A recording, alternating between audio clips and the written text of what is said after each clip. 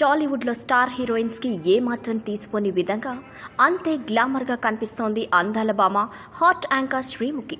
అయితే ఈ ముద్దుగుమ్మ తన వృత్తిలో భాగంగా తోటి యాంకర్ అయిన రవితో చాలా క్లోజ్గా ఉంటున్న విషయం తెలిసిందే. దాంతో వీరిద్దరి మధ్య ఏదో ఉందని అందరూ అనుకుంటూనే ఉన్నారు. కానీ శ్రీముఖి మాత్రం రవిని ఒక ఫ్రెండ్గానే చూస్తుందట.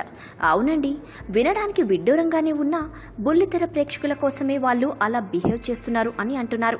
కానీ లేటెస్ట్గా వినిపిస్తున్న న్యూస్ ప్రకారం శ్రీముఖి ఇప్పటికే టాలీవుడ్కి చెందిన ఓ యంగ్ హీరోతో లవ్లో ఉందని తెలుస్తోంది.